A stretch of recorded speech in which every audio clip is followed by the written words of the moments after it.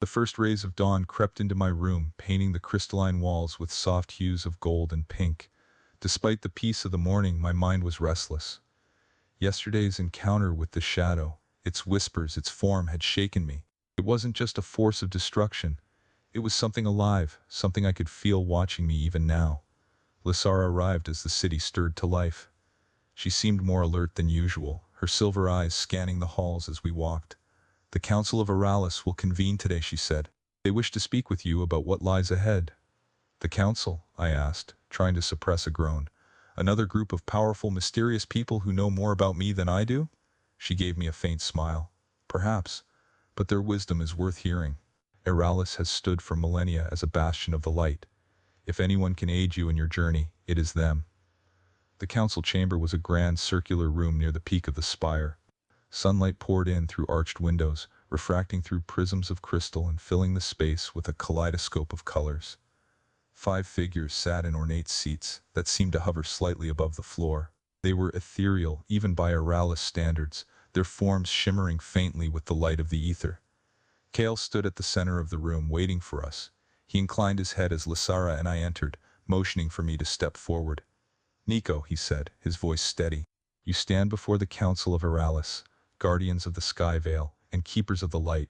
Speak honestly, for they seek to understand you as much as you seek to understand your role in this world." The 5 members of the council regarded me with a mix of curiosity and scrutiny. Their leader, a tall woman with hair that shimmered like sunlight on water, leaned forward. "You carry the shard of light," she said, her voice calm but powerful. "Tell us, Outlander, what do you believe your purpose here to be?" I hesitated. What did I believe? I thought about everything that had happened since I woke up in this world.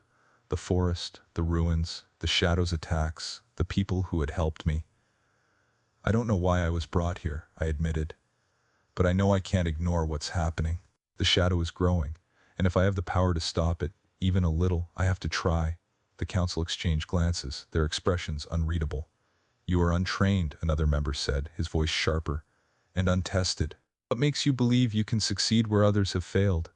"I don't know if I can," I said, meeting his gaze, "but I'm here, and I'll do everything I can to protect this world. That's all I can promise." The leader nodded slowly, a faint smile on her lips. "Honest words," she said. "And perhaps that is what we need most in these times. Someone who does not carry the weight of our history, who sees the light with fresh eyes." Kale stepped forward. "The council has agreed to provide their aid, but they must also prepare you for what lies ahead. The shadow grows stronger each day, and its reach extends even into the ether-rich lands of the Skyvale." Another member of the council, an older man with a voice like rumbling thunder, spoke.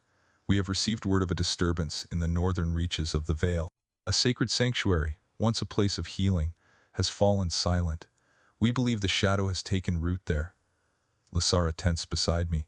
"The sanctuary is one of the last pure places in the Skyvale. If the shadow has corrupted it," the leader nodded gravely, "it would be a devastating blow. Nico, we ask that you journey to the sanctuary and reclaim it.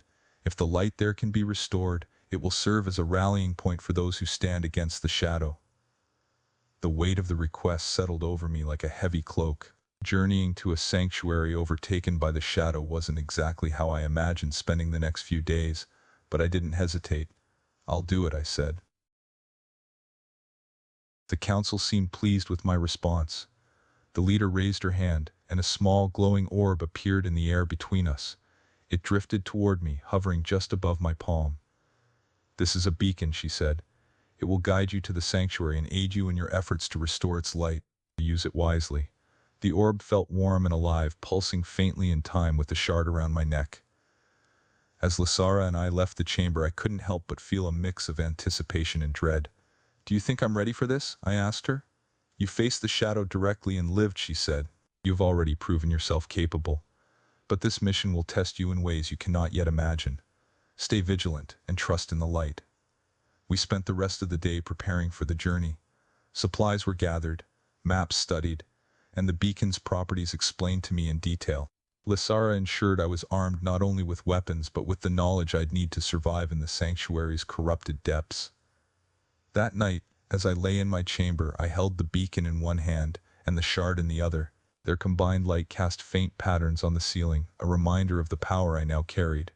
The sanctuary awaited, the shadow was waiting, but so was I. Tomorrow, the fight would continue.